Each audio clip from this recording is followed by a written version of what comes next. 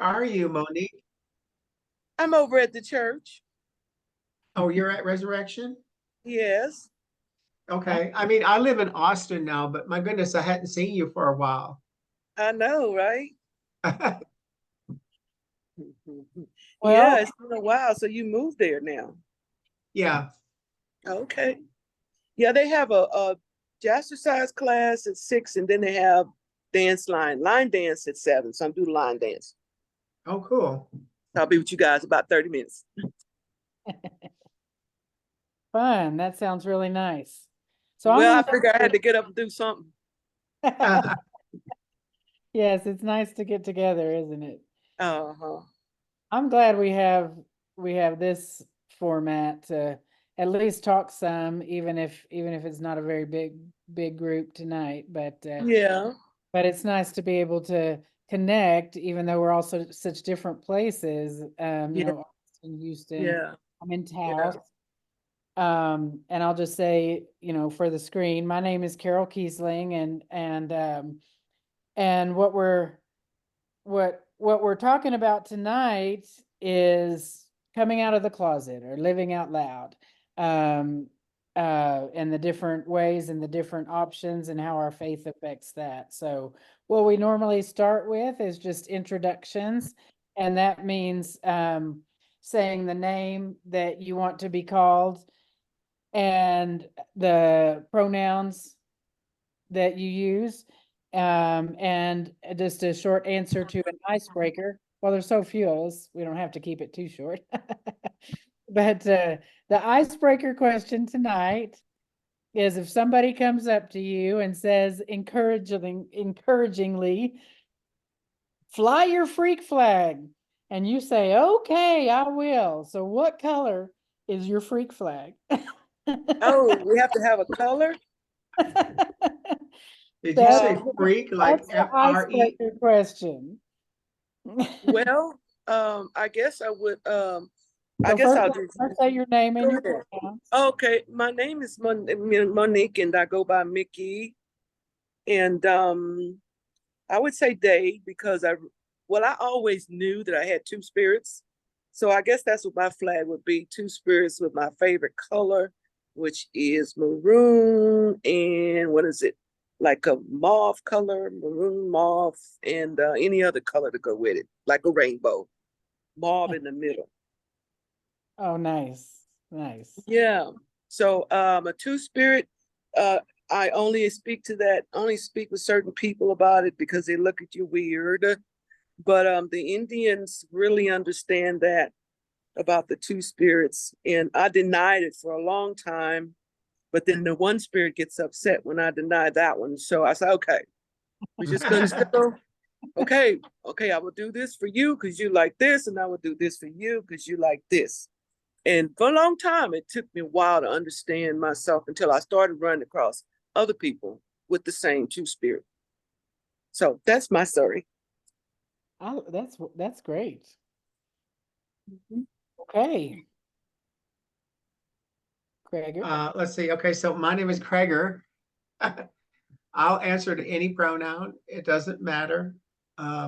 Did you say freak, like F-R-E-A-K? Yes. Have you not heard that expression? Fly your No. flag. That just means kind of, you know, Let it all hang out and be somebody's doing yourself. something outrageous. Yeah. Yeah. Yeah, Then let it somebody hang just out. encourages you and says, let it go. Show your true colors.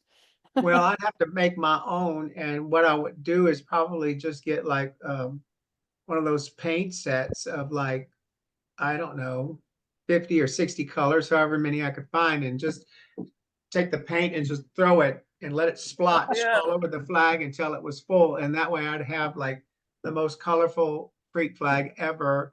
Oh yeah. And I really get that two spirit. We Oh, have okay. where I work at CVS Health, we have employee resource groups, and one of our employee resource groups has several two-spirited people. Oh So wow. I have become familiar with that because of them. Yeah, that's awesome. Yeah. So I love the whole idea. It just tickles me because, you know, I feel like I may have more than two spirits actually. Oh, my sister goes, well, how do you know? How do you know? And so I Yeah, had to you explain know. to her, because when you deny one side of yourself, the other, you start to feel a sadness. And so you have to satisfy both souls. Mm. I mean, I didn't ask for this, didn't ask for this at all. So it took me a minute to get used to it myself. Right. I wonder if Suzette wants to come on and I can try. Can you hear me? Yeah, We that's can hear much you. better. Can you hear me? Yeah. Okay, good. So I'm Suzette, and I don't really have a nickname. I mean, I answer. My family calls me Sue. Too. My favorite color is pink, and I think it has to do with the sky. Um, I'm really drawn to a good sunrise or a sunset, and here that emits, it's not orange or the color of a sunset paint. So anyway, that would be a little better on it. And I guess that's me. Oh, oh, okay, well, Hey, lady. is that, we have somebody else? we lost Suzette. They got a class in there right now. Okay, well, Marco's finally coming over here, so, Yeah. you wanna introduce yourself? Might won't join. Hi, Marcus. Hey, I am baby. What, so say your name and your pronouns. I got a Mickey a Bible and I can't take a baboon. He said, maybe I can mute Susan. I did it for about 20, 25 minutes and came back out. I did it for about 25 minutes. Yeah. Marco, said his name is King Marco, he's he, him, and his favorite color is blue. And, and okay, I'm gonna, let's see, Monique, I think I might have met at, I'm trying to unmute you. Okay, I'm unmuted now. Okay, there we go. All right. And so I guess we're back around to me, and I already said I'm Carol, I'm she, her. And I guess if I had to pick one color, it would be like a bright purple, like a dark purple. But I just kind of love the rainbow flag.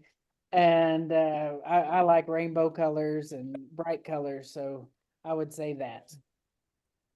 So where are you? I'm in Taos, New Mexico. I see, because it looks bright over there. Yeah, it's not quite dark yet. The sun just went behind the horizon. Because I say it's dark over here. I'm like, where are you? And it's bright. Can you see Yeah, the it's a dark? little earlier here too. Can you see the dark? Yes. Oh, yes. Yeah. That almost looked like a swimming pool. What was that? A parking lot? Yeah, it is a parking lot. Okay. Hey, is Nelda over there? I wonder, I know Nelda's had some back problems, but I know she loved to come to dance class. Nelda? I don't think I know Nelda. Okay. You'd have to tell me what she looked like and all that good stuff. I probably know her, but just don't know her name. Yeah. Just know her face. Hey, So tonight we're talking about coming out of the closet, which is a term that became popular to talk about publicly announcing your queer sexuality or gender identity. By the way, I just kind of like that term queer, not only because it's a reclaimed term, but also because it's like an umbrella term. And, you know, I don't worry about leaving out anybody's initials or anything like that. I just and it's nice and simple. That's how I like to describe myself. And so let me know if you don't like that term, but that's it. I like to use that term. It's nice and easy. It's becoming more common to use the term of coming out in other contexts too. In other words, being open about things like your mental health struggles, about neurodiversity, about hidden disabilities, or really membership in any marginalized group. It's just, but tonight we're talking about just coming out as gay or as trans or anything like that. And I want to focus not so much on the merits or the dangers of coming out, and we certainly want to presume to tell anybody whether they should be out or to what extent or anything like that. That's a very individual, personal decision.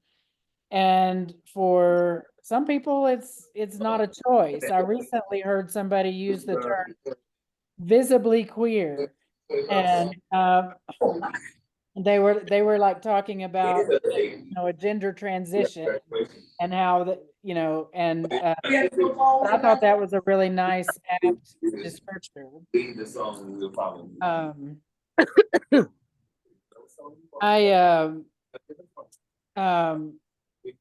But instead, in this group, I'd like to talk about how our faith guides us in making decisions like that, and even how our image of God might influence our decisions. In other words, I just wonder if you could picture a God who is with us, embracing us, and celebrating us, both when we need to be in our closets in whatever way, and also in our pride parades, in whatever we do. Here's another example I just want to put forward.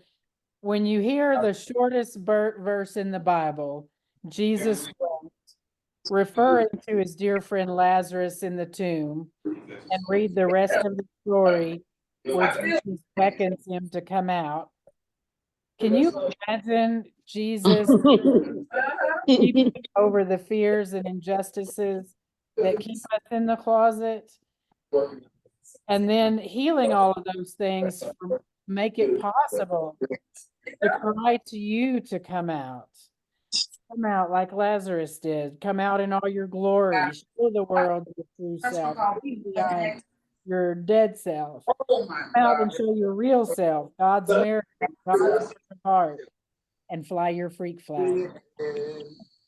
The message of wisdom, the sequence of things. How do those images resonate? I don't know how to answer that. Can you give me examples? Well, do you think it's easy to think of God as embracing us and celebrating us at our pride parades? Oh yeah, because I believe the higher being is all things, all people. They're very diversified, just all encompassing, and really not one explanation to describe a being like that. So yeah, I think all of our difference is definitely embraced. What do you think, Craig?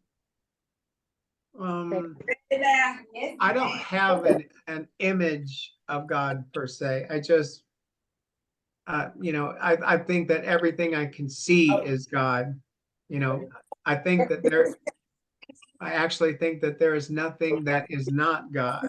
So when you get right down to the cell, when you get right down to the atomic or the what's the word I'm looking for? That tells you if you're in a rush, this is not subatomic level. Because he cooks your food when you order it, yes. And it's so fresh, it's so good. Monique, I'm just gonna mute you for a Yeah, second. if you could, because I was trying to find it, but I don't know how to do it. Okay. Okay, So to me, God just is, and I can't put, that is so big and so unfathomable to me that I can't put an image to it. I see. Okay. What do you think, what, do you have